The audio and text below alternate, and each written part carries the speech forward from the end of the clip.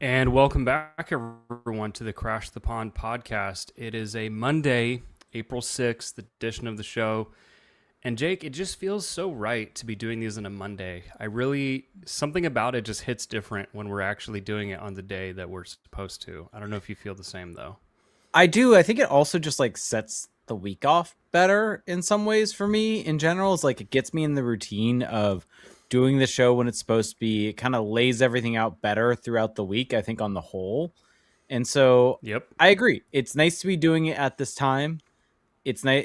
The only downside is we only have two games to talk about, and they were not great games for the Ducks over this last little stretch. But we only have two games to talk about because the last show we did Thursday. But this resets us, gets us back to our normal time for the final few weeks of the season, as the Ducks are starting to look like they might be more vulnerable for the playoffs than we thought, even if it's still pretty damn likely they're making it. Yeah, so a lot to get into. And yeah, I'll just say that it's nice to be able to do the podcast and not have to let it linger the rest of the week. Oh, well, will we do it that day? Will we do it that day? And Mm-hmm. so that's why I had to gently nudge you this morning to do it tonight, and that's okay. Was there a gentle nudge? I Not feel like I was fine with it. just a gentle little nudge was all, and that's After fine. now, we're just spilling the tea of middle of the week, or sorry, middle of the day. You were like, should we do Friday instead? Wow, Middle of the day today, you're not after I had already tweeted out about us doing it tonight, you're like, should we do Friday? you're not supposed to do that to me. You're not supposed to Well, throw that back at me. I had to. Um, Sometimes you have to. so I have actually a little bit of a structure today. So Okay. believe it or not, this show will finally have a little bit of normalcy. Uh, why don't we do this? So Okay. the Ducks have lost the last two games that since we have recorded against the hmm Blues, and why am I spacing on who they just played? The Flames. The Flames. That's right. And so why don't we do this? Why don't you run us through a little bit here? Because as we record today, this is going to be dated a little bit once people are listening later in the week, but it's not going to change incredibly. Ducks are at 87 points, tied for first. Or actually, no, they're in second in the Pacific. How are things shaping up? Are the Ducks making the playoffs still? So I see where you're going. I thought you were gonna have me run through the games goal by goal, and I was like, that No, no, no, no, no. both those games are not great. So the Ducks are still very likely to make the playoffs. So just from a standings perspective, I mean, everyone can look it up, but we can run it through it real quick. The Ducks are currently sitting at 87 points. They are in a tie for first in the Pacific with the Edmonton Oilers. The Ducks do not hold the tiebreaker over anyone in the playoff picture besides the LA Kings. They are tied with the Sharks of regulation wins, but the Sharks have more regulation and overtime wins. So basically, if there's any sort of tiebreaker or tie situation besides with LA, the Ducks are going to lose that.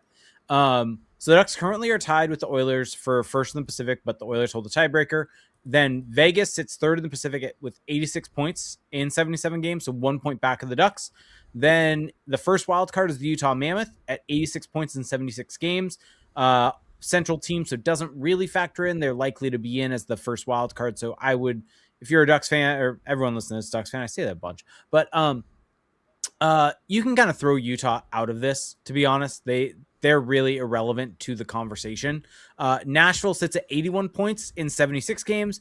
LA also 81 points in 76 games. Winnipeg 80 points in 77 games. San Jose at 79 points in 75 games. So really what it comes down to is, can the Ducks pick up enough points to make themselves clear of the LAs and San Jose's of the world? Because the Ducks would have to get caught by, first off, Vegas, and then one of LA or San Jose would have to catch the Ducks as well to drop them into the wild card position.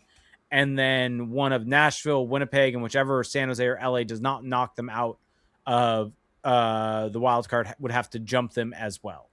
And so at this point in time, the hard thing for the Ducks right now is that there are a lot of teams in that mix, and the Sharks are at 79 points, but they have played one game less than the Kings and Predators. So for all intents and purposes, they are kind of in the similar vein. And so if the Ducks continue to falter and end up in that mix, it's a crapshoot because of how many teams are kind of in that mix.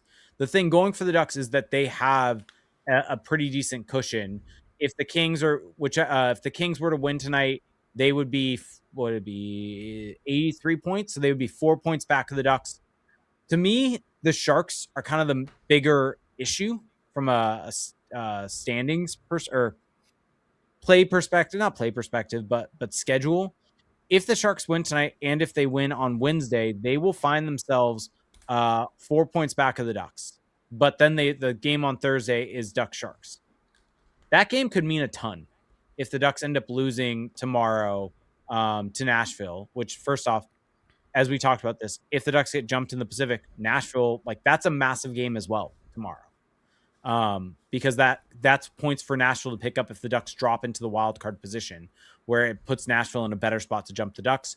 And then the Sharks could realistically get to 2 points back of the Ducks by end of the week. So if you're looking at this from the perspective of, well, you guys have said the Ducks are locked. Yeah, they should have been, but they now need to take care of business. With a loss to Nashville and then a loss to San Jose, this is all up in the air at this point in time. And yes, the Ducks have a decently okay schedule. They have Nashville, then San Jose, Vancouver. Like, that's a must win. You just never know with those kind of games. Well, but the Ducks have lost to Vancouver. I feel like they've lost each game to Vancouver this season. I don't think they've beat. That's what I'm saying. Like, you can't pencil the Ducks in for anything right now. And I think it's an interesting thing because I think goaltending's really faltering. Like, this was a team that when they were flying high, it was on the back of obviously the offensive capability of this team, but it was getting saves in high leverage situations that were really difficult. Oh, sorry, they did win the last game against Vancouver. That's a good point by Maximum Enthusiast on Twitch.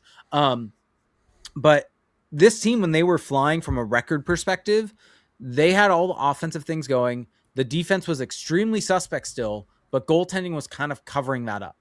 It's interesting now because you look at the numbers, and I think some of it might be score effects, where the Ducks are able to go downhill a little bit against St. Louis and against Calgary when they are they're down big in games, and they're able to really pressure as a result of that. So there is some score effects in that. But you look at the numbers, and defensively, the Ducks weren't horrible in either of those games.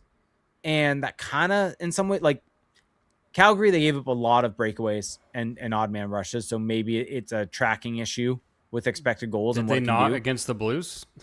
They did all. So it could be that. But basically, I don't think Dostal's been horrible. I think the Blues game, he was not good. And Husso was not in a similar vein against Calgary. And it's just they're not getting those stellar saves. And this is kind of what happens when you've relied upon that. And so the Ducks really need to find a way to kind of sharpen things up, stop the breakaways, stop the 2-on-1s, stop all that coming against them. Because, I mean, Vancouver still has talent. Like, that is not a situation where you can count your eggs or before they have, whatever the saying is. I don't know what I'm going for there, but regardless, like, this is a tough schedule. Vancouver and then Minnesota, and then they end the season in Nashville. Like, this is not a simple schedule. And while, yes, I think it's worth bringing up that Nashville is going to be on the back end of back-to-backs. San Jose is also going to be on the back end of back-to-backs. Vancouver, I believe, also will be on the back end of back-to-backs. So there is that to play a factor, and that does go in the Ducks' favor. But, I mean, you're fighting for your lives at this point. Like, I think even with the cushion they have, like, with where things have gone, and even though, I mean, I'm curious where Hockey Viz would have them at playoff percentage to make it. It's still probably very high. I would bet, yeah, they're at 95%. Is it weird to say 99? Like, is it weird to say that feels too high at this point? Like, I think it feels, and this is obviously factoring in recent play more than just kind of overall percentages, but it almost feels like it should be more like 75% as of right now.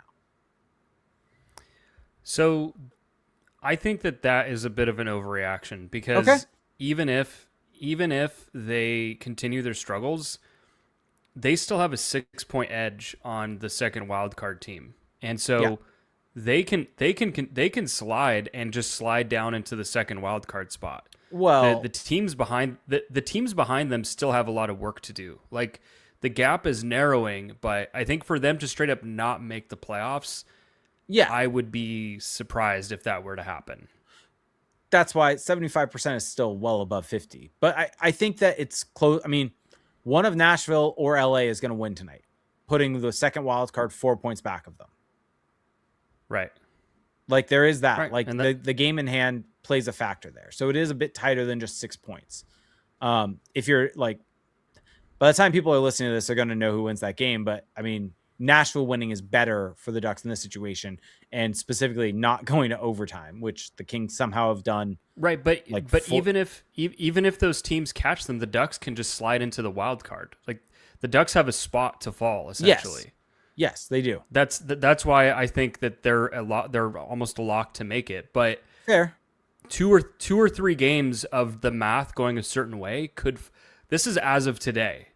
Yeah. If there's just now a world where there's an equation, there's a way for this to really, like, for those stats, for those probabilities to really tank, and all the Ducks really have to do is win a couple games, and they can kind of right the ship here. Yeah. I mean, It's just really whether one that will win. happen.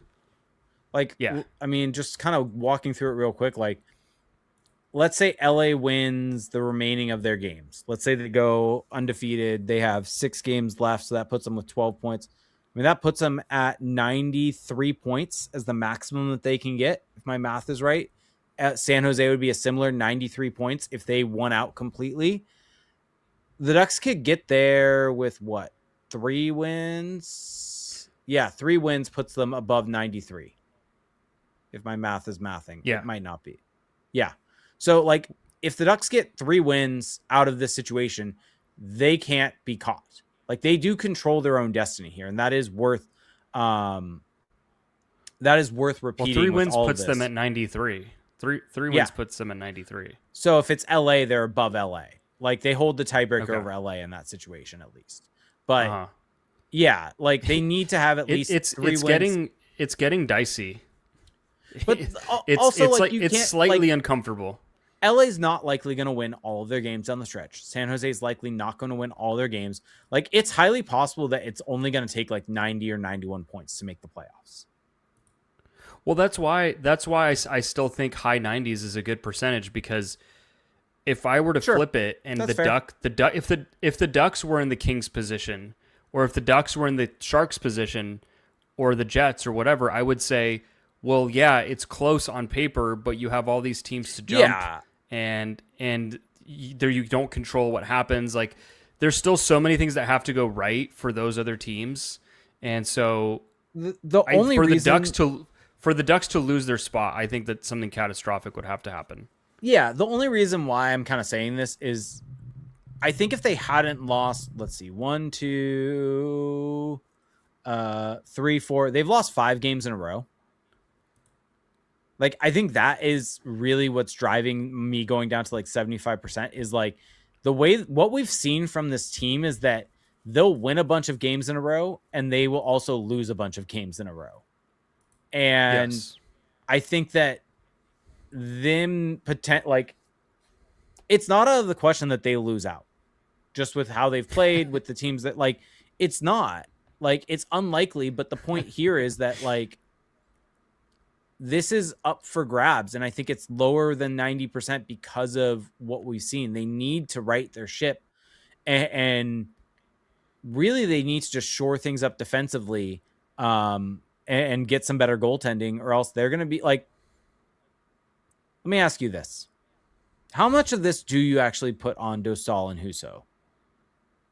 Oh, I don't put that much on the goalies. I think Okay. that's a cop out. Okay. I think it's a total cop out. Just look at the last 2 games. I guess it's a yes and a no for me. I think you're right. I think it is a cop out. But I do think that when this team was having success, they were getting goaltending that was above what could be expected in the environment. And so that is what drove the success for this team. So I don't think it's necessarily blaming them, but it is understanding that not getting stellar goaltending is leading to these losses. Well, Or it's a yeah, but part of it, also, right? You get what I'm saying?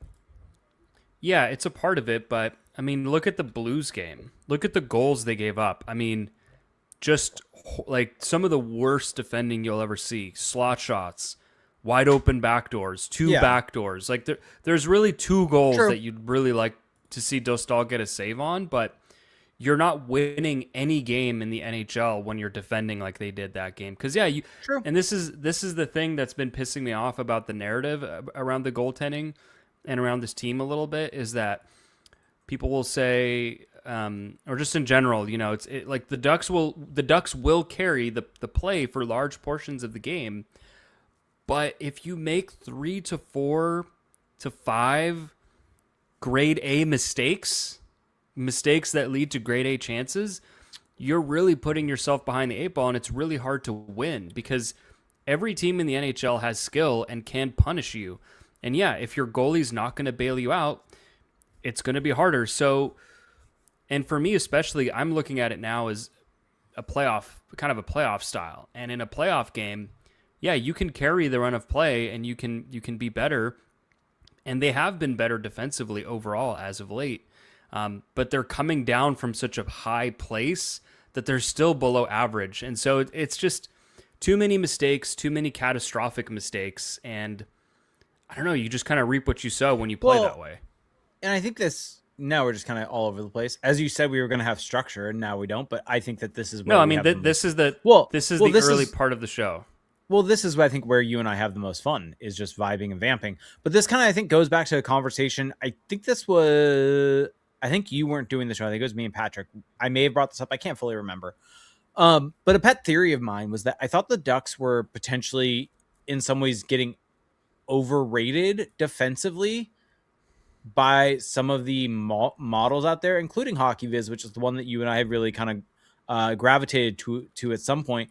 And that's for a team that is horrible per these metrics. And I think in some ways they are potentially still overrated by that, in the sense of these models are built and they have done their best with what they can do and with the NHL data that is given out and the shot locations and all the information in front of it. And I think Micah does an absolutely insane job. The Twins at Evolving Hockey do as well, of trying to update their model as much as they can, make it as complete, add as much information as they can into it.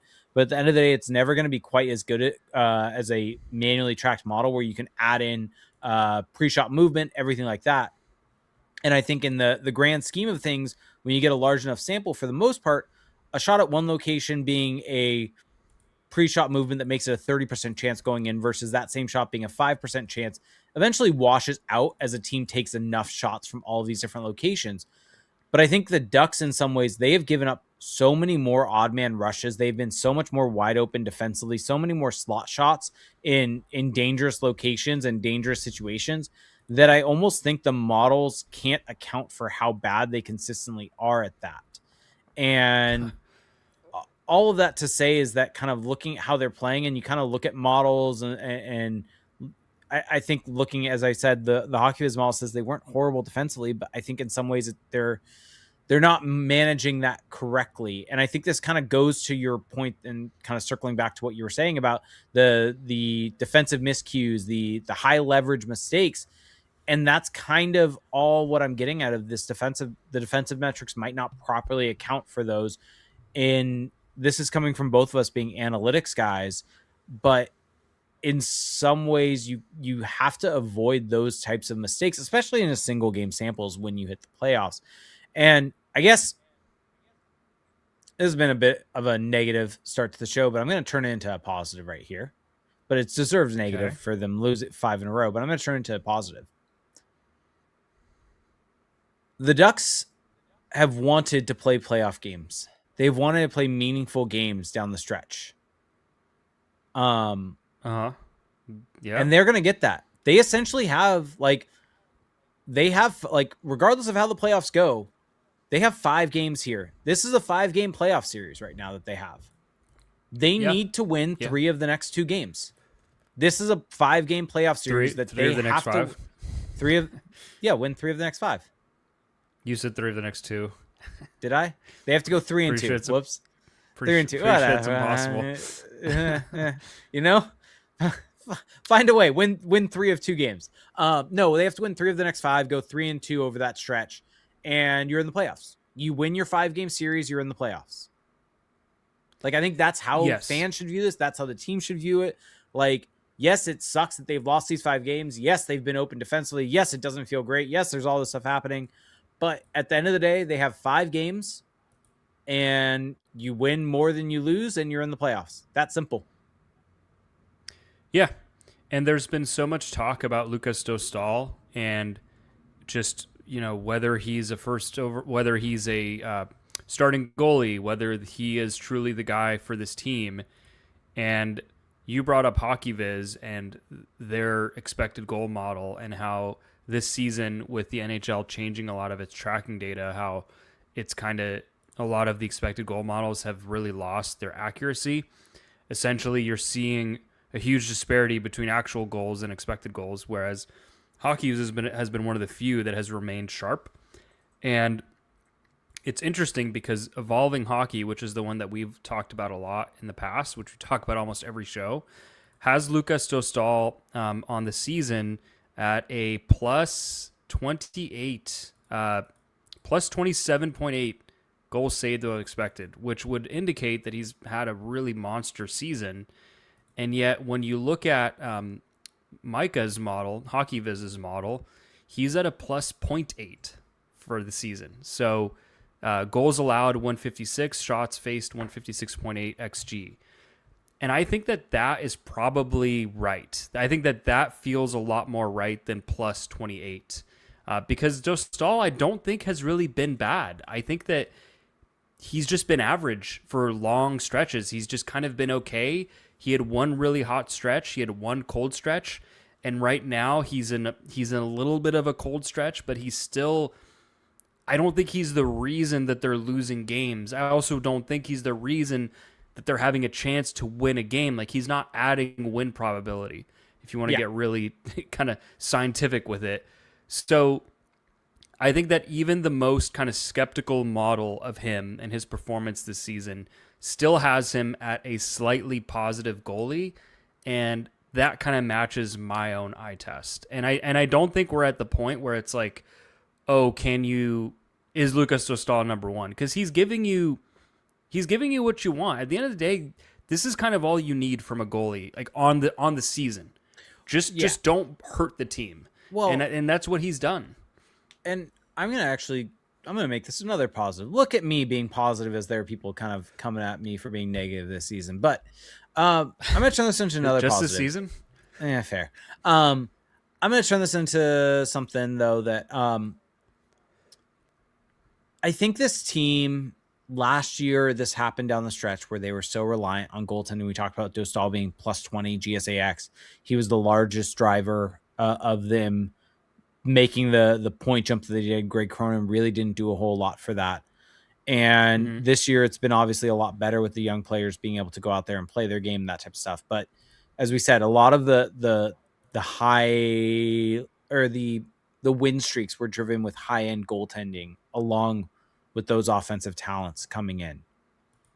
And I think long term, it's going to be good if this team, like, the fact that they need to find a way to win these next 3 games, or 3 of the next 5, 3 of the next 2, 3 of the next 5. You keep wanting to say that, and it's so funny to me. I know. I keep wanting to say it just as now because it's in my head. But because they're potentially going to have to do that with Dostal not being otherworldly, I think that's better for them long term, because they're going to actually have to outplay a team and not just rely on stellar goaltending to get them there along with their offensive talent. They're going to have to find ways to support their goalie instead of hanging him out to dry. And if they don't, then this could be a collapse. Yeah, because at the end of the day, if Dostal is otherworldly or is playing at a highly above average level, a lot of these mistakes are getting covered up. And then it's the same old narrative of, oh, look at this upstart offensive team. Sure, they're a little flawed, but look at how great they are. And now it's like, you can't, I think that the Ducks are being forced to confront who they are right now. They're being forced to look in the mirror because sure, Dostal, maybe you want to see him make a couple extra saves, maybe Husso this, Husso that, but you just cannot give up the chance. Like the quality of chance they gave up is just unforgivable. Like you just cannot do that this late into the season. You have to be tighter. I mean, we're not even talking tighter. You just have to be competent. They're not even competent defensively right now. And this is just how I view it, but I don't care. For me, it's as simple as this. I don't care if you're fine defensively 95% of the game. If you give up those incredible chances against, that can cost you the game. The point of defending to me is to not allow the backbreakers. I don't care if you give up a little more territorially, give up a little more on the outside, but I don't want anything backdoor. I don't want any 3-on-2s. Just eliminate that, right? It's just no freebies. And for whatever reason, this team has this addiction to giving the other team freebies every game. And so, yes, the Ducks are being forced to confront that right now. It's not Dostal's fault. And I think that Dostal, the good news is that Dostal has a little room to improve now. He has a little bit of a bounce back that he can get to. So I'm excited to see kind of how they respond to this adversity. Yeah. Yep. I think adversity is not a bad thing. And I think being put in a situation where, let me jump in with this take real quick, because you brought it up last week. I think it's worth bringing up again, is that, like, I think even the most orange tinted glasses fan would say that this team is not a cup contender this year. That is not what this season's about. You look at the number of points they have, you look at the way they play, you look at all the stuff. This is a build year for this team and this franchise to get these young players feeling better and playing better, being more open. I think Quenneville deserves credit for that, for getting them to play a more open style, although now he's kind of coming down on them with the handcuffs, as he should. And so I think viewing this 5-game stretch as a learning moment, it won't make it any easier if somehow that collapse does happen, as unlikely as it is. But I think it's something that can stick with you, and with the understanding that this season was never about, as much as Verbeek and Samueli have talked about, this is a season to be in the playoffs, all that type of stuff. In reality, for the longevity of this franchise in terms of success, making the playoffs this year is just gravy. Having this being a learning moment, and I think that hopefully, and I know it's easier said than done, hopefully when everyone's watching these games over this next week, you can kind of take that with you. And I think if they win, everyone's going to be stoked, as they should be. This team going to the playoffs after the drought that they've had would be extremely fun to see Honda Center rocking like that again. But if they end up losing, I hope, and I know this is not going to be the case, but I hope a lot of people, especially the ones listening to the show that seek out kind of the conversations that you and I have about this team, kind of avoid that sky is falling type of mentality, and that everyone must go mentality, and understand that this was a build season and that this is a perfect situation to be in, even if they lose going into next season. Sucks, but there's a lot of positives to still take away. Yeah, and Quenneville was asked, is this team ready for the playoffs with 5 games left? And his response was, we're going to focus on these 5 games. And I don't want to put too much stock. I don't want to put too much stock into that answer, but I think that these 5 games are essentially the training camp for the playoffs. Like, now is the time to dig in, because there is no more. I mean, the kid gloves are off. They're playing real hockey now. Like, even against teams like the Flames, who are out of it, even against teams like the Blues, like, everyone's giving you your best, because everyone's playing for something. The teams that are out of it, they're playing for contracts, they're playing for pride, they're playing for playing spoiler. And then you play against teams like the Preds, the teams like the Sharks, who are fighting for their lives. Like, there are no nights off. Nobody, just because you were in first place in the Pacific for a week, doesn't mean teams are going to start going easy on you. Yeah. And that's when you've got to really bear down. And I think that what pisses me off the most watching this team right now is just the casualness, the casualness. I don't know if that's a word, but the casual nature of their game is really a big detriment. I mean, you see it up and down the lineup. Some of the biggest offenders to me, Jackson Lacombe, just giving pucks away, just not, to use another Croninism, but valuing the puck. I think actually Quenneville said that. Like, you got to value the puck. You got to value possession. And there's just too many times where this team is too satisfied with, oh, well, la-di-da, I'll just give it away. I'm just going to try this bullshit little saucer pass to nobody.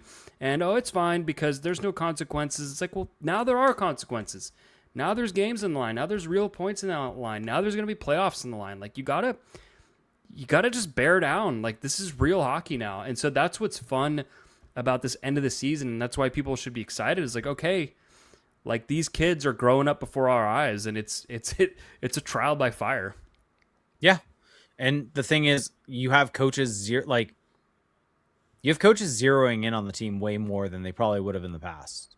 Like, yes, all coaches are going to do that, but like, with the priority of these games, the messages are getting across more.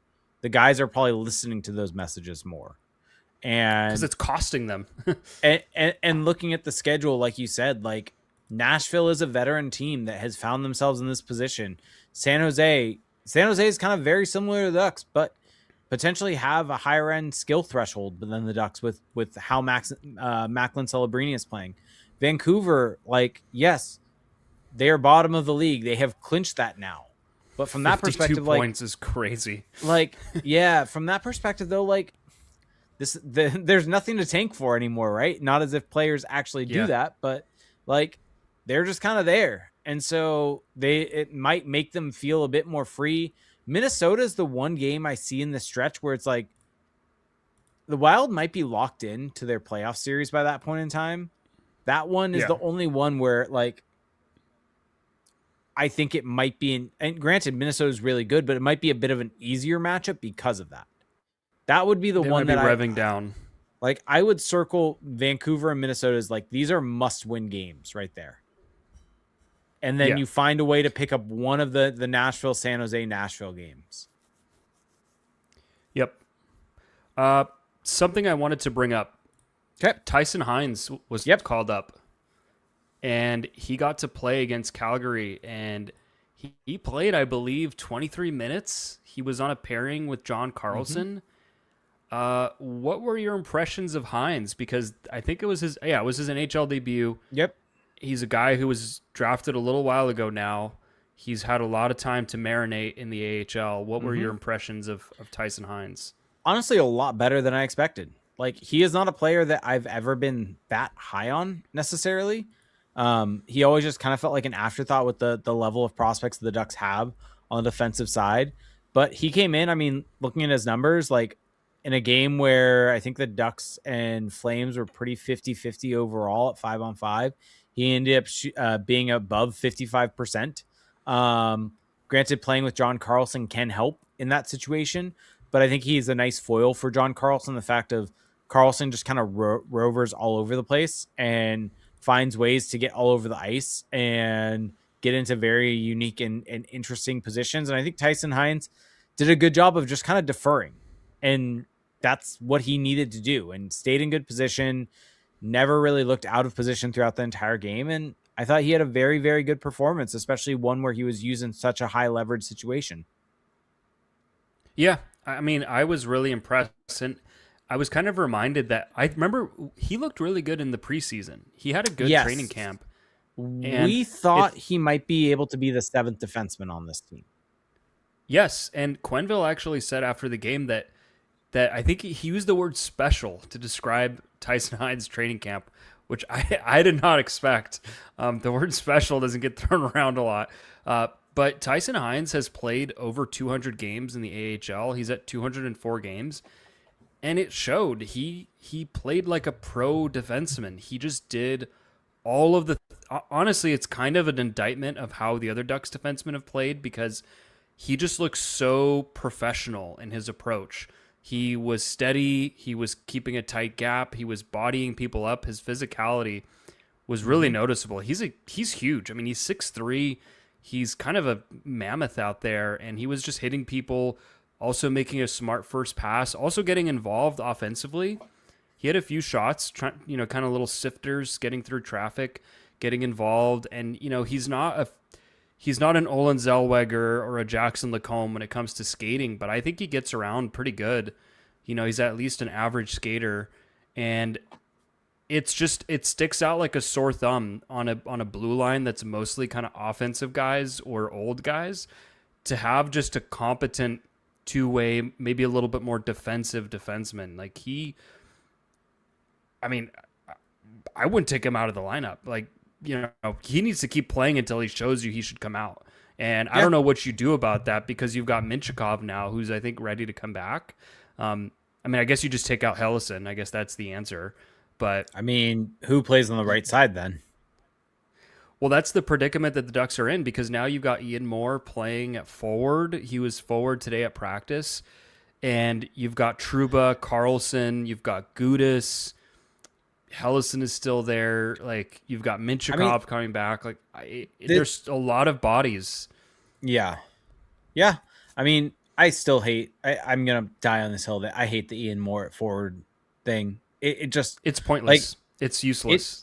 It's useless. Like, yes, he's not like hurting you as a forward, but like, there's so many other guys that you could play in that situation. Well, but you can play like you could have called up Nestorenko and had Nestorenko or Colangelo. Like, the drop off or difference wouldn't have really been that different. And it's just such a weird situation with Ian Moore there, when I would have much rather, from his perspective, seen him just play a full AHL season instead of at this point being a fourth line winger for the entirety of the season. Like, I'm not sure if this has really been like a beneficial season outside of just getting NHL experience for Ian Moore. Because I think when he's played the right side on defense, I think he's been really good. I think he's been really, really good. I said a few like episodes ago that I think he's probably been one of the Ducks' best probably the best right-hand shot defenseman on this team when he's played that on that right side. But he got exposed on the left side against the Blues. He did not look good in that game against the Blues, but was put on his offside, and now is just playing wing a bunch. And it's just like, I get that Joel Quenneville probably likes him as a player and likes having him in the lineup, likes the versatility of putting him on the penalty kill and things like that. But I don't think you've gained enough value to make it worth hurting his development potentially, is where I'm at with the Ian Moore part of it. I'm going to go a couple steps further. I think that, you're hurting his development, but I also just don't think he's really adding anything as a forward, because if you really watch him as a forward, he's kind of just playing defenseman at forward. What I mean by that is that when they're forechecking, he's staying really high. Like, he is kind of like acting as that F3. He's acting as like another defenseman, and there's a lot of times where he's still breaking the puck out. And I think it's almost by design, where they kind of want just another defensive presence because they're so porous defensively. But I mean, I look at it today, and it's like Nathan Gaucher gets sent down, and people are going to be shocked that I'm saying this, but like Frank Vetrano getting scratched. Frank Vetrano is a better forward than Ian Moore, like, just straight up. I know Vetrano hasn't been good this season, but he's just going to give you more of those things that you need at a forward position. We should also. What's interesting. Oh, go ahead. Well, what I was just going to add is that at the practice today, Zellweger was the seventh defenseman. Yeah. And so that's very interesting to me, because Hellison remains in the lineup. We'll see if that maintains. I actually think Hellison's been okay lately.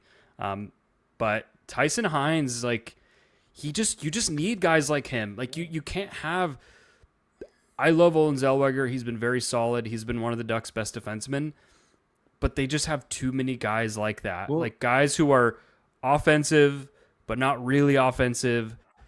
They're good. Oh, they're okay defensively, but they're not great defensively.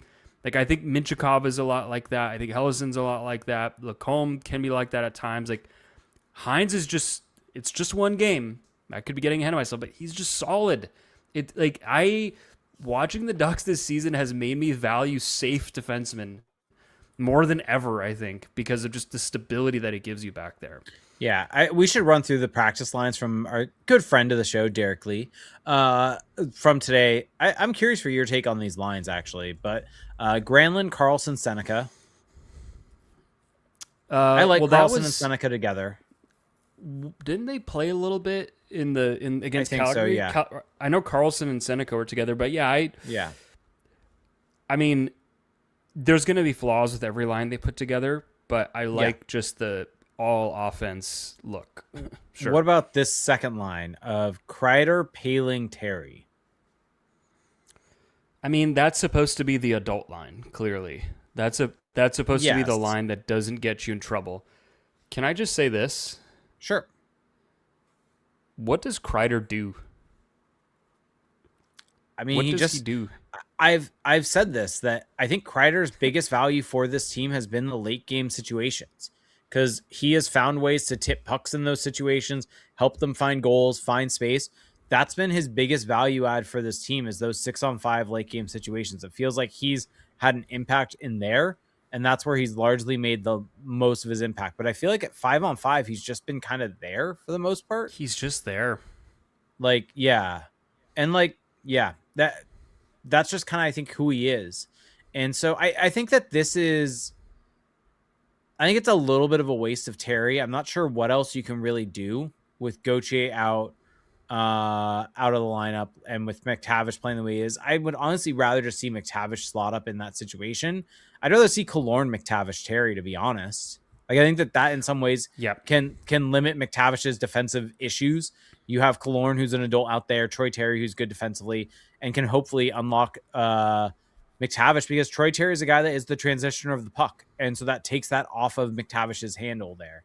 And so that is honestly like I'd rather just swap VL and Terry because the third line is Killorn, McTavish, VL. Like just swap Terry and VL and get Kreider, Paling, VL as a third line. And then you get McTavish in a better spot. You have Terry in a better spot. Like I just think that this is all you swap the second and third line a little bit. And I think you're in a better spot. And then fourth line, Vetrano, Washi, Moore. I mean, sure.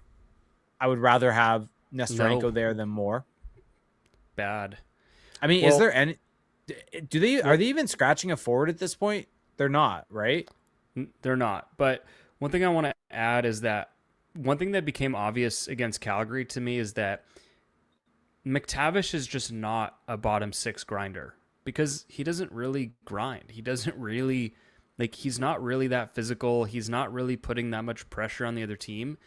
And so when you have him on a fourth line, you're kind of wasting him. Like, he's just not really, it's the worst of both worlds. And so we saw it in that game where when he has time and space, like that goal he scored, that shot is lethal. That shot is still there. Now, you're not going to get those chances very often, but when you're between a Killorn and a Terry, they can put you in good spots. Yes. And all he has to do on that line is just not completely screw up. Like, all he has to do is just be okay. And what he'll do that a Paling won't do is if you put McTavish in a scoring opportunity, he's got the skill and the shot to do something with it, whereas Paling's just going to play hacky sack with the puck. And so, yeah, I'm kind of at the point where it's like I've criticized McTavish a bunch, but it's also like, well, if you want to get anything out of him, you have to put him in a spot where that can happen. So it's a weird lineup. I think Quenneville's line combinations, the more I've followed them this season, the more I'm just like, it never really feels like there's a huge rhyme or reason. Like every time I think I've got him figured out, he just completely changes it up. And I think that really what it shows is that they're searching for anything that'll work on both sides of the puck, and they just never seem to be able to get both at the same time. So it's an issue. By the way, okay. we have not mentioned this yet. But someone mentioned in our Twitch chat. But does Terry break his 0 hit streak by the end of the season? Can I just say this? I love that this is the case. I think it's hilarious. Like, first off, like that's not his game. Like for everyone saying like it's embarrassing, it's like no, like I don't know. Did Pavel Datsyuk throw that many hits in his career? I'm curious now. That's a good question. I mean, Pavel Datsyuk, like he was considered one of the best defensive forwards of all time, and it's because he was so good with his stick, and that's what makes Troy Terry great. Like you don't have to throw the body to be good defensively, and so this whole runaround of him not throwing hits is Pavel Datsyuk threw some. he had like 70 in a season. Like not a ton, less than one per game, but still. But if you look at a season, the last couple seasons where he was high in Selke voting, so that would have been in 12-13, so the lockout season. I guess that doesn't count. Shortened season, never mind. I was like, that season he had 30 hits. That's not a lot, but whatever. I mean, I don't really care about that. Regardless, like Snoopy is not a Beagle, says Datsuk was good at reverse. It's fair on that. But like Terry's not a like here's the thing. He's not a big guy. That's not him. He's also and if he's gonna go in and throw the body, he's gonna lose that. He's not gonna like come back to this. What is the point of a hit? The point of a hit when everything started in hockey is to cause a change of possession. It is meant to have a turnover. Yeah. It has now gone in the 90s and everything like that to now being inflicting physical pain and all that type of stuff. But if you go back to the reason for throwing a check, it is to attempt to cause a turnover, to throw your opponent off their game. Terry is not built in a way to throw a check and cause that to happen. He is much more useful to cause a turnover with his skill and his stick work. And so it's just like all this stuff around there is like hilarious. And so it's just, yeah. Donut GG says, pretty sure Jack Hughes has like 5 hits this season. The Terry storyline is only because he has 0. If he had 1 or 2, no one would care. Yep, exactly. Honestly, I want it to stay a storyline because it's hilarious to me seeing people overreact to it. Well, Terry's also just never along the boards. He's always kind of an open ice, so there's just not many opportunities. Also, he has in the the D zone. He is in the D zone. He's along the boards, but he wins pucks in those situations and pulls them out of those situations. Like he's digging the puck out, not throwing a body. Another thing I wanted to touch on: Roger McQueen played his first game in the AHL this season, and if you're curious about how that went, I did a video on it. It's on the Crash the Pond Patreon. So you can watch just all of his shifts. It's about a 20-minute video. I'm doing a little commentary during, but I'll give everyone the rundown for those who didn't catch it or who won't go check out the Patreon, although you should. He picked up an assist, but really the game was very interesting because he didn't really have a lot of offensive flashes. He didn't get a lot of great looks. He didn't really, I don't even know if he had a shot on goal. He didn't have a lot of chances to dangle with it, but he looked very comfortable. He looked very mature. He was in the right spots. He was getting into shooting lanes. He was making quick little passes to his line mates. He was just kind of a pro. He was just an adult, essentially. He looked ready for the moment. He was on a line with Sam Colangelo and Matthew Phillips, if you remember Matthew Phillips, the preseason legend. And they had pretty good chemistry together. There was only really once where they kind of had a little awkward moment, but overall he looked really good. I was impressed. He's not going back to college. I will say, though, watching that game, I was just thinking, damn, why isn't Nikita Nestorenko or Sam Colangelo in the NHL? Because these guys look pretty good. These guys would be more useful on the fourth line than some of the guys they've got going out there right now. So, so thumbs up for McQueen. He looked good. It's a nice little step in his progression. The Gulls have a chance to make the playoffs. I think they're 7th in the Pacific right now, and I think it's the top 7 in the Pacific. Is it the top 7? I think so. Someone check that. There's. It would make more sense for it to be 6. I know that's what's throwing me. AHL playoffs 2026. Let's see. I'll fact check you slightly. Top 7 in the Pacific is what Google's AI is telling me. Okay, well they're 5 points up on Tucson for the 7th spot, so they've got a pretty decent cushion. Are there only 8 teams in the Pacific? There are 10 teams. Okay, so yeah, top 7, and there's like a first. They're buys. The first in the Pacific gets a buy, is how it works. So that makes it make sense. Yes. Yeah. So I think that it'll be really good for McQueen to get that pro playoff experience. I think that he's just looking a lot. I mean, it's kind of the same as what we saw in college, but he just looks really comfortable physically. And for those who are also interested in the AHL, I think that the goals have a good. Nathan Gaucher just went back down. I thought he looked good in the NHL, but there's a lot of guys down in San Diego who are going to get a playoff opportunity. You know, you think of Tristan Luneau, Stian Solberg. They just got Lucas Pettersson. Damian Clara is going to go there. I don't know how much he's going to play. But yeah, it's good times. Good times in the Ducks farm system. So Yeah. that is kind of all that I had for this week's news, unless there was anything else that you Nope. wanted to hit. Nope. One Can't thing I think want of to throw anything. one thing I want to throw at you. Okay. This is the open ice segment. Okay. Two jersey related takes / questions. Okay. Okay. So today in our group chat, Patrick, Yeah. friend of the show, Yeah. said that that teams shouldn't have alternate jerseys, which are a completely different color scheme. Think of the Buffalo Sabres with their goat heads, because there's talk of them wearing those in the playoffs. God, What do you that'd be think so of bad that? if they did that. I disagree. I love Patrick. Him and I did so many pods together. Our chat's great. I disagree. I like having a different, like, yes, having synergy with all of it makes sense, but I'm all for an alternate jersey that is just different. Gives you a different vibe, different look. I have no issues with it. Yep. I'm Okay. I have no issues with Patrick throwing out a take like that. Give me hot takes, Pat. Yeah, I don't mind that take. I think I'm with you though, where I like that when an alternate jersey is exactly that. It's an alternate. It's completely different. I do agree that it kind of creates this like clash, especially like Yeah. a team like the Ducks, where if you have the eggplant, or sorry, the plum and aqua, God damn. you know, it's not orange.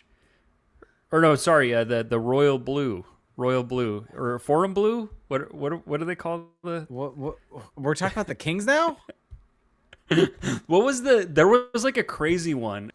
For What was who? it? Was not plum for the Ducks. There was another one besides plum that Aller said on a broadcast once. I don't was- remember. I remember It was a Aqua. crazy one. Okay. Well, anyway, I don't remember it. Anyway, I don't understand. I don't understand the like trying to erase eggplant and jade from history. That's like a really weird thing to me. Yep. But anyway, so yeah, like it does create that clash a little bit. So I kind of get it, but it's fun. Like it's fun to have something that looks different. Except if you're the Canadians, you know, I don't want to see an all blue jersey because it just doesn't work. Another take that I've already thrown it out there, but I want to get your opinion and people in the chat / people listening, their opinions. Wearing your own hockey team, your own hockey team's jersey to a game, your own adult league, your own beer league team's jersey to a game. Is that a jersey foul? Yes. Or is yes. that like where are we at on that? It is a jersey foul. Patrick had a great take. That is a jersey foul. Kids wearing their team's jersey is not a jersey foul and is adorable as hell. So that is the distinction. From a smell. I'm just thinking from a smell perspective. Also, yes. Like you can't wash your jersey enough to get it to smell presentable in public. I'm convinced of that. Also, let's just be honest. Most beer league jerseys are awful. Like if they we're look keeping great. If we're keeping it 100, if we're keeping it a Like, buck, like those jerseys are not good. I loved our last beer league jersey. Like it's still such a fun jersey and I love it. The thing is, I get compliments on it every time I wear it. but the thing is, it is still a screen printed jersey. Like it is not something that I'm Yes. going to wear to an NHL game where you have crests that are sewn on and all of these situations. Like I am just never going to do that because it is not of that quality. It is not something that should be worn in an NHL rink. That is it. The other thing that has come up. Thoughts on getting a player's name customized onto a jersey that he never wore. So like there was a fan at the Ducks game who had a Roger McQueen on like a Ducks retro jersey or something. Yeah. Did I not put this take out there? What would it be, like 5-6 years ago? Whenever, when did they retire Paul Kariya's jersey? Was it pre-COVID? I don't remember. I think it was pre-COVID. We were doing a podcast. Yeah, then. it was. We were definitely doing podcasts. That they it was the 25th anniversary season. They came out and did the warm-ups with everyone wearing the 25th jersey with a 9 on the back and Kariya. That was what they did instead of like, you know, the tradition of like, I remember when Solani got his jersey retired, they wore jerseys from his entire career that he would have worn with eight Solani on the back, and it was all ones that he wore. Them pawning the 25th anniversary with the Korea on the back was just horrible. I hated it so much. It was so bad, it being on the ice. Like, not only, obviously, my opinions of that jersey are well known, but that 9 being, like, yes, do not get a jersey. Like, this is a hill I will die on. Don't get a jersey. You're so passionate about this. It's great. Don't get a jersey with the players like that the player didn't wear. Yeah, I agree. Like, imagine getting a Web D, like Paul Kariya jersey. It just doesn't work. A Web D Beckett Seneca jersey. He didn't even wear that in his draft. No. Yeah, I think it's a rough look. I especially have like a distaste for it when, I guess it's harder to pull off, but like this comes up more for like original 6 franchises, but like you'll see a Habs fan wearing like a Rocket Richard reverse retro jersey, and it's just like that. You can't do that. Like the player, like that player never ever wore that jersey, and I get that it's harder to replace when it's from a player that played almost 100 years ago now, but like you've got to find a way. So yeah. Look, people can say whatever they want about like, oh, you know, people can do whatever they want with jerseys. Like, yeah, sure. But guess what? If it's all made up, I'm going to make up more rules. I was about to say, that's just how this works. It's your money. Do what you want with it. I'm not going to tell you what you can or cannot do. You look stupid. But I am going to judge it. I will just say that. Yeah. Okay. Good stuff. Should we do questions? Yeah, let's do questions. So, if you are listening to this and want to check out our Patreon exclusive Discord, we're going to start there. Go to patreon.com/crashthepond to get access to our Discord at the $2 tier. So Appa said, your top 3 favorite memories of CTP. Oh, weird. Yeah. Not sure why that's being asked, but I don't know. I can't even think of any. I think it all just blends together. Let me think. Some drunk episodes that we did where we had people tip us on Twitch. There was a Penguins game. I think there was a game after the Penguins where I just had a rant about Bob Murray. And I think we were doing shots of alcohol while doing it, and it was something. I think the episode we had Jeff Merrick on, that was like our first season of doing it. But that was something for me. That was a trip. And then I'm trying to think what other, like, there's a lot of fun. I mean, some of the episodes with Mitch Brown, the Crash the Draft episodes last year, like, there's been so many fun memories of the 8-9 years of doing this show. Like, this has been such a fun journey. Yeah. I think one of my favorite memories, it's not really one memory, but it's just like, especially when we were doing the after every game and just that rush of like getting home after work, watching the game, gathering my thoughts, jumping live, getting through it. Like it was such a process, and we had it down to like a science, and it was just like, I don't know, we were just like in a groove, and it was our audio quality was probably so bad back then though. Do you remember we didn't have microphones for the first like year or two?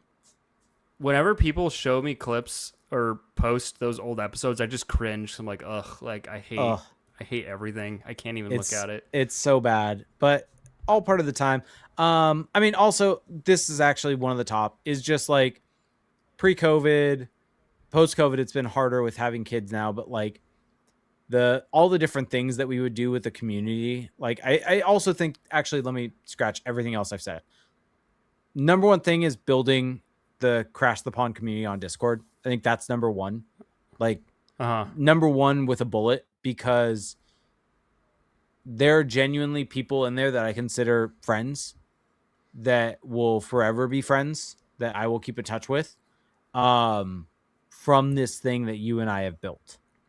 And that is something to me that is my top memory and top thing with the show, is just that we've built there. And I think building a place for people to go, because I think back to pre-doing this show with you, that was what I went to Anaheim calling for, and just the comments on the Anaheim calling, I felt like that was what Like that's what drew me to Twitter. That's what drew me to all of that. And I feel like in some ways our like Anaheim Calling went away. It's no longer there. The comment sections aren't there. Twitter's become a cesspool and a shit show.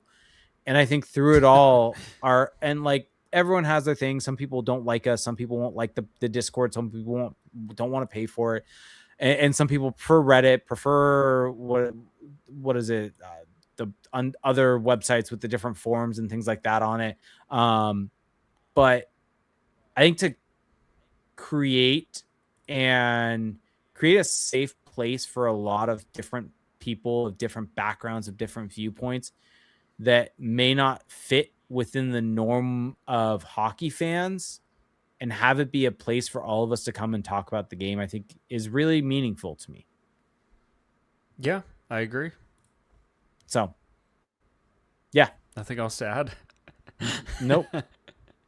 And then the game, the games that we did. That was where I was going in the very first place, like the roller game, all that type of stuff that we used to do. Yeah, it's definitely one of my favorite memories from Anaheim Calling / Crash the Pond is probably just like going to the training camp scrimmages or just like being at games with people and just kind of being in the rink, being around the rink. That's the thing I miss the most living up here now, is just kind of like that feeling of, hey, I can just go to the rink and odds are I'm going to run into like 5 people that I know just from this. Like that was such a blast. Yeah. I mean, the peak of just like always at intermission, going to a certain area and meeting people, like meeting up with the same people that every game that I was at. And it was just a fun time with all of that. So Lisa asks us top 3 moments of the season so far. I mean, I think the Seneca like 0.1 second winner has to be up there, right? Okay. I didn't watch the whole season. Tying game against, he like 0.1 seconds tied the game up against the Penguins to win that game.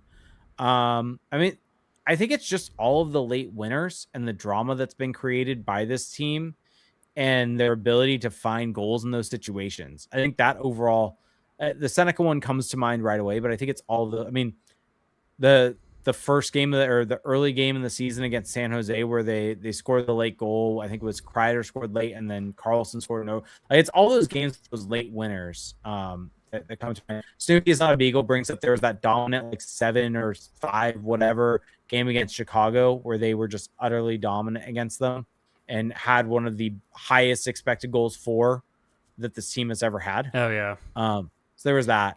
By the way, Sharks are up on the Hawks right now. And what's the Kings and Preds? Kings and Preds are tied. So scoreboard watching here. Yeah. So Shake Wing said, "What is wrong with McTavish?" The floor is yours, good sir.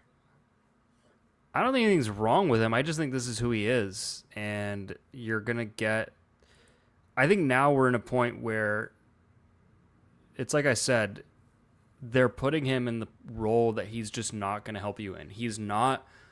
It's so funny because I see people say things like, "Oh, McTavish, put him on a line and he'll be the board battle winner," and he is good at that. But like, he's not this high motor player at all. He's very kind of not coasting, but he's out there kind of like anticipating, trying to float a little bit and trying not to kind of overcommit. And so I don't think anything's wrong with him. I think that what's wrong with him fundamentally is that he's just not a very good defensive player. He doesn't have great instincts. He doesn't have enough intensity. But that being said, putting his fundamental persona as a hockey player aside, like he just needs, now you just got to use him in a better spot because he's just not giving you anything. Like if you're going to put him in the bottom 6, like just scratch him. Like don't even play him at that point because there are guys who can help you more on the 4th line than he does. I mean, it goes back to the conversation we had very early on in the year about Beckett Seneca, right? And him being put in the situation of being on the 4th line. It wasn't really going to benefit him that much. So I think Mason McTavish is a very similar thing in that situation. But yeah, so all right, let's jump. I think the Kings scored also right now, so I think that they are up in that game. Yep, I'm looking at Discord. which is where I'm getting that from. Hammock said, if the Kings had somehow known that Fiala was going to be out for the year, would they have still traded for Panarin? In other words, does that trade still make sense now that they are not cup contenders? I mean, I think losing Well, Fiala definitely hurt them. But yeah, yes, but they also extended him. Like they didn't just yes, get him for this year, so I don't yep, think that really changes anything. I would agree. Rumham said, who is the big fish that comes to the Ducks and propels this team forward? I Is there mean, one? the answer is someone that is absolutely popping off right now for St. Louis. And the guy that we were saying they should target and move heaven and earth to get. And it's looking like that would have been a good decision at the time. I don't know if Robert Thomas is going to be available anymore. And there were some things Why would on, they trade him? well, there were some things on 32 Thoughts that they were like, the conversations were real with him getting traded. And they thought Utah got very close to making the deal. But it was Denoy. Utah was not going to give up one of Denoye or Iginla in that deal. And That's kind of crazy.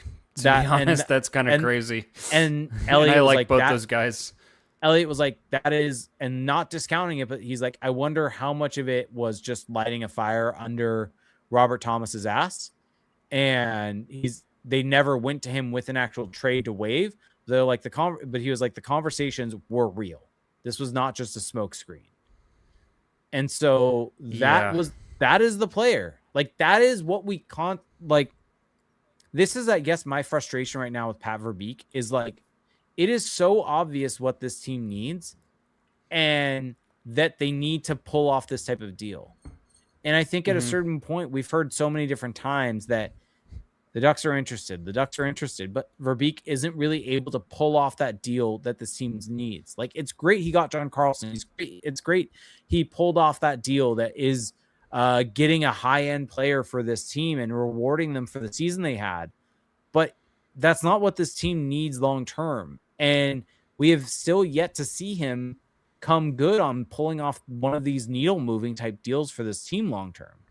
And that is what this team needs. They don't need, like, getting John Carlson's fun, like all that type of stuff. They don't need John Carlson, though. That's what I come back to in looking at that deal. It's a good deal. It's one that improves them, yada, yada, yada, all the stuff we talked about. But it's not one that they needed. It's one that I think fell into his lap, and he thought it was a good deal to make, so he did it. That is not the one that you go out and hunt. And this is where Pat Verbeek should have been hunting a Robert Thomas. It's unclear if he's going to be available again, but if he's not, that's a massive missed opportunity. Would you target Darren Radish in free agency? I don't know if I have many Darren Radish thoughts. Well, he's having the season of his life at age 30 in Tampa, right? Where he's on a 2-year deal making $975K, and this season he's got 69 points after a career high of 37, and he's got 21 goals as a defenseman, and he's been one of their best players in Tampa, and now he's a UFA, and he's a right shot D. He's 30. He's having a really good season. I mean, I don't like, if you look at Hockey Viz's model, like he's more of like a second pairing defenseman, but a guy like that might be able to help the team. But that's not a big fish, though. That's just like a piece to help you. Yeah. Yep. So Austin Matthews? I mean, that's a big fish. Whether it will be worth the squeeze, unclear with his injury history right now, but it is certainly a big fish. The thing with Matthews is that even though he has declined precipitously, his statistical impact is still elite. Like he is still a play driver. He's still an elite finisher. He's just not otherworldly elite anymore. So it's like the question is just like more so, can he just maintain where he is now for like 4 more years? Because if the answer to that is yes, then it's like, okay, go make the deal. Like it's one of those where you almost have to see his medical history just to be fully confident. Yep. All right. Want to get the questions from Twitch and YouTube? Yep. All right, here we go. So for those of you listening on your favorite podcast services, you can find us at twitch.tv/crashthepond, where if you have Amazon Prime, you get one free Twitch Prime gaming sub each and every month. It does help out more than you can imagine. Or if you're listening to this and have a YouTube account, yes, I know everyone listening to this has a YouTube account. Go check us out at youtube.com/crashthepond. Please, if you're watching on there, like our video, subscribe to our channel. It helps out more than you can imagine. So we got this question from Brandon Pineda, 2244, said, do you really think that Matthews would be willing after the bad blood? Well, Radko Gudas doesn't have to be here. Yeah. Also, like, shit happens. I don't know. I feel like hockey players have short memories with that kind of stuff. Yeah, exactly. For the most part. I don't think that would really make a huge difference. Yeah. Bob Bryan's 5323 says, do you think Zellweger or Minchikov is in our long-term plans? If we had to trade one, which would it be? I am trading Minchikov of those two. Because I think that Minchikov, he's still young. He still could have a breakout season. But I just feel like we don't really see flashes from him very often, if ever. The thing that you can say that's good about him this season is that he's improved defensively, and maybe he's found a little bit of a niche as a penalty killer at times, but where is kind of the flash? Where is the offensive prowess that we were promised? Like it's just, I'm not seeing it, and sometimes with defensemen, it can all just happen at once, and he could just have a breakout year, but I think he would have more trade value than an Olen Zellweger, and so he would be the one that I would trade. My answer is honestly, I'm not even really that torn up about it. I mean, my answer is whoever has more trade value, whoever gets you the piece that you need in return. Because at the end of the day, you shouldn't be moving any of these guys just to move them. You should be moving them in a deal to get a Robert Thomas, right?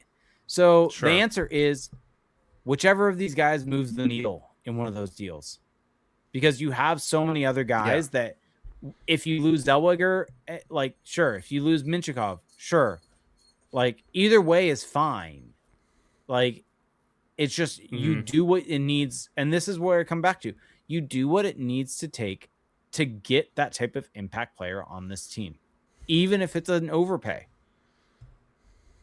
Yeah. So, agreed. Yeah. Let's see. Mighty Duck 593 says, are any young kids making the lineup next year? Massey, Traff, Colangelo, Sidorov. I mean, they're not none of those except maybe Colangelo. They're not Massey's many. He's gonna play in college. Traff just got to the AHL. Sidorov and Colangelo are the only ones who might have a chance, assuming they're even on the team in the organization next season. I mean, there aren't many open roster spots. I'm like, so Ross Johnson's going to go away. Harkins, VL are UFAs. Maybe one of them comes back. I don't know. But like, so maybe one or two spots open up on that bottom, like on the fourth line in the bottom six, maybe. But like, that's maybe it, I guess. So yeah, maybe a Colangelo, maybe a Nestorenko come in. Yeah. That's really it, though. Yeah, I mean, if we're talking... Sorry, I was mainly thinking about forwards. Defensemen, like, I think Luno should be on the team. Like, Luno should be on the team. Depends on what they do with the right side. But yeah, like, there's spots on the right side to come up. Whether it's Luno, Solberg might make the team or might have a chance to be on. Well, Luno, I'll say this. Luno is either on the team next season or on another team. Like, I don't think he's doing another season in the AHL. It's either he's with the Ducks or he's been traded. Yep. I'd agree. Let's see. Maximus Enthusiast says, anyone in the UFA market this offseason you guys have thought of as a potential possible pickup? I honestly haven't wrapped my head around the free agent class yet, but... It's pretty mid. Yeah. It's a lot of old guys. Yep. Patrick Kane? Kane? Which is what happens when you rely on UFA. Like that was the whole issue with last year about UFA, right? Was that like they ended up having to go like a third or fourth option. Like they ended up with Mikael Granlund instead of like, I mean, granted, who knows how far they would have gone with Nick Ehlers. I don't remember what the whole saga there was, but like you end up with older guys. That's what happens if you end up relying on free agency to improve your team. Like, trade is what they have to do. Patrick Kane. Nah. He's been really, really good. Like his stats with the Red Wings this season are kind of insane. I honestly haven't looked into him at all, so I probably shouldn't talk. He's been a first liner. Yeah, and I mean, Snoopy's not a Beagle says Granlund has been a good pickup for the season. Yeah, he's been solid, but he's not like a difference maker, I guess. Is he worth his contract? Yeah, unclear. I think he's been hot lately, or was hot prior to them going on a losing streak. But yeah, Mighty Duck 593 says, "Is there a trade for Vetrano, or does he become a buyout candidate?" I mean, he must have zero trade value at this point in time. Zero trade value. Yeah. So I don't think. I mean, if the goal was to get anything, I mean, can we just talk about the fact that the Ducks are going to be in this position again? It happened with Ryan Strome, where they completely destroyed his trade value. He didn't play at all. They didn't even use him when he would have been helpful. And I mean, now they're basically in the same predicament with Vetrano. I think Vetrano is going to have a little more trade value just because he has that 37 goal season and he's got that kind of like reputation, but they've mishandled veterans. And I mean, it's not the end of the world, but it's just something to note. Yep. Jake Miller 3344 says, "I'm late to the party, but does this offseason make sense for Robertson?" Yeah. Getting Jason Robertson makes a ton of sense. It makes sense every offseason. It's just, is it actually real? Can Pat Verbeek close on a deal of that magnitude? And he has not shown that. He has not. So, is what it is. All right. I think that's it for questions. All right. Well, if you enjoyed this pod, there's some really easy ways to support us. The number one way is to go check out our Patreon page, patreon.com/crashthepond. For $2 a month, you get access to our patrons only Discord community. It's a great place to connect with other diehard Ducks fans, especially as the playoffs roll around. It's a great place to connect with us as well. You can bump up that pledge to $7.50 a month. There you get access to 2 bonus podcasts a month, where we'll probably do our playoff round predictions soon as the playoffs arrive. And we also do player breakdown videos. There's one up right now on Roger McQueen. You get to see just his shifts in his AHL debut. You can also subscribe to us on Apple Podcasts and leave us a review. Those go a really long way. We appreciate those. Subscribe to us on Spotify. Leave us a comment on Spotify. Subscribe to us on YouTube as well. Like the videos. Do all the things that you need to do to plug the algorithm. And follow us on social media. So that is going to do it for the podcast tonight, everyone. Thanks for listening. And we will see what the playoff picture looks like when we talk again in a week from now. Thanks. Bye.